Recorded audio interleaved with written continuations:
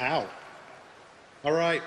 So we've talked about, some skills. We've talked about some items. We've talked about the auction house. Let's talk about all the stuff that's going to kill you. So there's 4 difficulty levels in Diablo 3. Normal, Nightmare, Hell, and Inferno. You progress through those in a kind of linear order. I'm going to talk a little bit about each one of these. Well, more about normal and then more about Inferno. So normal. This is really the beginning of the game. It's Act 1 is kind of our tutorial. One of the things that at Blizzard is our general philosophies is we don't like kind of standalone tutorials very much. We don't like, showing up and having like somebody show up and give you a wall of text that you have to read. We just want you to go kill stuff. We want you to learn how to play the game by playing it. So as a result, kind of the early part of Act 1 is pretty easy. So monsters have really low awareness. They're not very aggressive. They won't really kind of attack you very, very kind of seriously. They don't attack very fast. They have a tendency to stand around. They're a little ADD. They have really, really limited abilities, especially in Act 1. Like, it's really uncommon to see even a ranged monster in the first act. So each act is really designed to layer on more challenges. And we literally kind of bucketed all our monsters into different categories, like ranged and kind of proximity AoE and distance AoE and area denial and all these different abilities that they can do. And then we kind of gave them a rank score of what we thought was most difficult and kind of progressed those through all the difficulties. So in the later acts, you get into kind of more responsive monsters that are much more aggressive, much faster, and also have a whole bunch of new abilities that they come after you with. Oh, who put that there? What does it mean? So, yes, what does it mean? It wasn't a double, though. It was just a single. It doesn't mean anything. This is the feedback we get. Normal's too easy. We get this from the beta feedback. We get this internally. I have people come to me every day and say, yeah, we know, it's early in the game. It's supposed to be easy. But you don't understand, dude. It's way too easy. I remember Diablo 2, and Diablo 2 was not this easy. You're wrong. This is Diablo 2.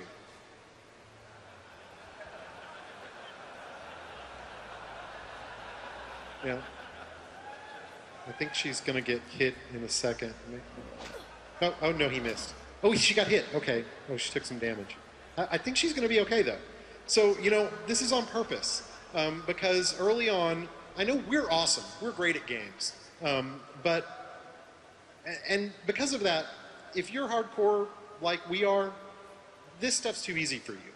But it doesn't really matter because, those of you who are in the beta, you're kind of trapped in the really low, kind of easy content. But you're going to blow past this so quick and get into the other difficulties. And, we're going to talk about that a little today. Our challenge as game developers is to try and make the game approachable for casual players, but still interesting for serious gamers, and build a game that's got depth. There's a really important point here. Hardcore games for everyone is what Blizzard does. It's what we've always done.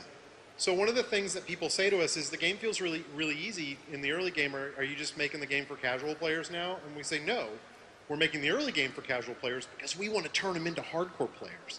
And because we do that is why we have so many wonderful people here today. And that's what we're going to keep doing. Thank you.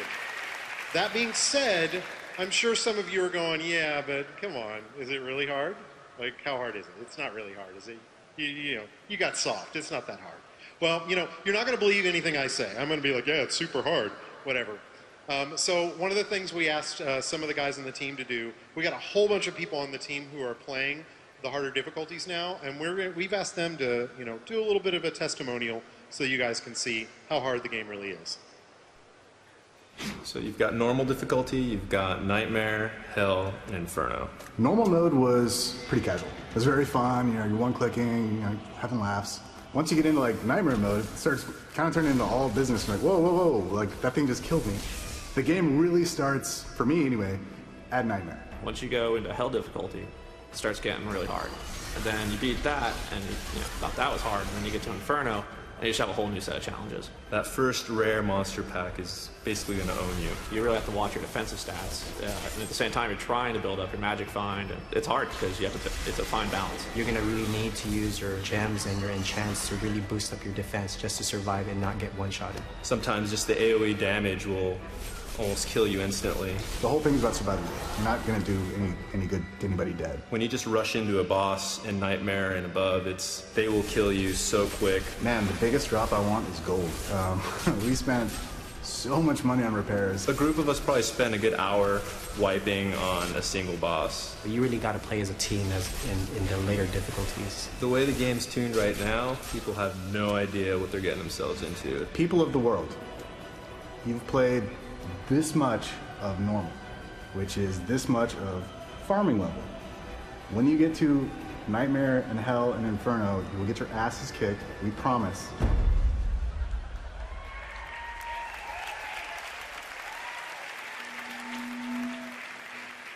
I don't know what's doing that. I'm doing it somehow. Power of my mind, I guess. So higher difficulties, what are those all about? What are we going to do there? How are they going to be different than the normal difficulty? And that's what I'm going to tell you. So Nightmare, Hell, Inferno, these are our higher difficulties. A lot of the things we focus on in these higher difficulties is things that we can do to add depth to the game. So new item affixes. So one of the things that we found is that the Diablo item system is pretty dense. It's a pretty hardcore system. And so we've actually decided to go ahead and pull a lot of the item affixes that say don't matter that much in normal difficulty and just push them to the higher difficulties and not even bother in normal. I mean, a lot of you probably remember Diablo 2 and you'd get, resistance items gear in normal difficulty and you didn't even care because resistances in normal difficulty, it's not that hard to stay alive in normal. So those are the kinds of affixes that we've pushed up.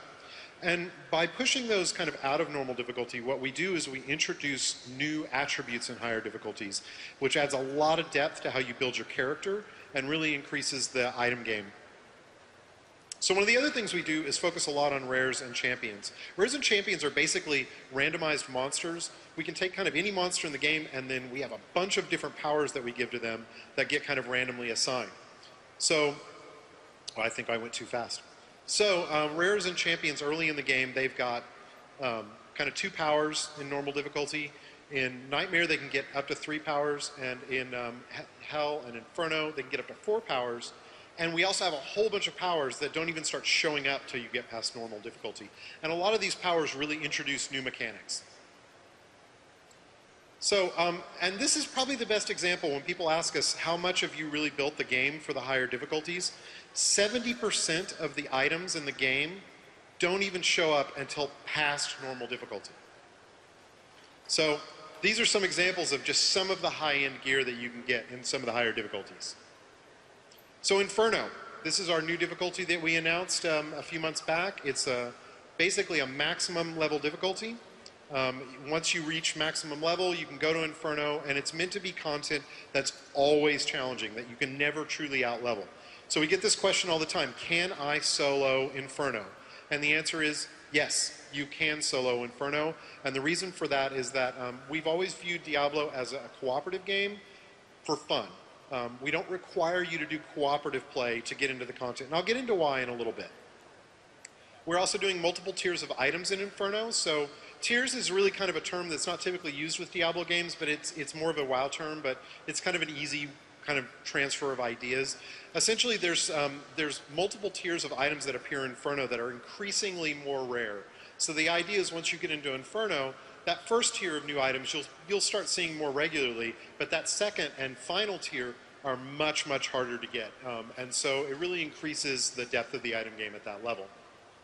So, and rares and champions are really going to be the best loot in the game. And one of the things that we're trying to avoid in Diablo 3 is boss runs were fun in Diablo 2, but they got monotonous after a while. So we're really trying to find ways to get you to focus on randomized content as the way to get the best loot. And this is going to be an ongoing problem, something we're going to continue to look at even after Diablo 3 ships, because we do think that there's going to be some optimal paths within the game, but those are things that we want to fix so that it's really fun to kind of go and do a broad array of content to get the best loot. So, and then your kind of excess loot and gold, it's all going to get funneled back into crafting and item enhancing, which we talked about earlier. So, and crazy builds. So this is one of the big things that we want people to do, not just throughout the game, but definitely in Inferno. So I'm going to talk about that a little bit. What does crazy builds mean? Well, WoW really focuses on optimal builds, making the absolute best character that you can make. But Diablo has no guild to answer to, no raids, and no roles to perfect. And these are important facts to kind of realize about Diablo because it changes the nature of how you play the Diablo game. For us, Diablo's co-op is optional. It's something for fun.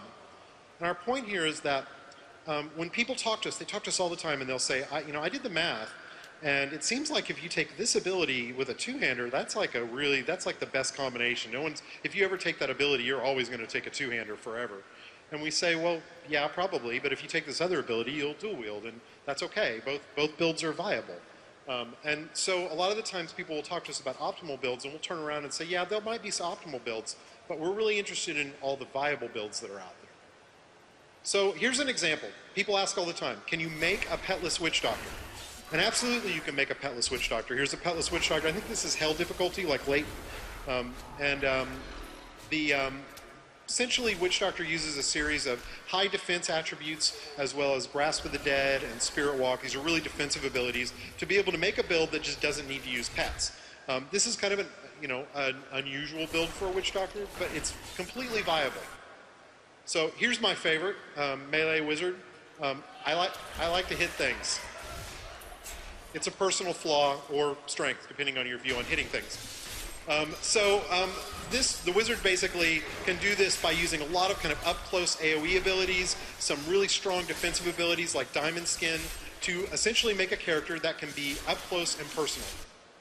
And that's, again, not a common build for a wizard, but a viable one. So why? Why viable over optimal? Why are we even talking about this? So Diablo has tons and tons of customization. We did the math on the new skill systems with the combination of passives and runes. And we threw a crazy number out a few years back of like 69 billion. We're really more in the area of 2.8 trillion. Trillion? Trillion. Yeah. Trillion builds. So that's a lot of builds. And why? Why so many builds? Because customization is self-expression. And if you have to build a character to be perfectly optimized, that's not really going to allow you to customize that character. So our job is to make sure that, while there might be some best builds, there's tons and tons of viable ones. It's totally okay for there to be best builds. It's totally okay for someone to go, you know what, I made this barbarian and he's got like 0.5% more damage than any other build you can possibly make. And you know what, there's nothing wrong with that. Unless that number becomes, oh, this barbarian's like 50% more powerful. So if we can get enough builds into that range of these are all viable, they can play at the max level, it means you can play the character you want to play at max level and not be beholden to anyone. So what we say is go out, have fun, be free, and make the Diablo character you want to make.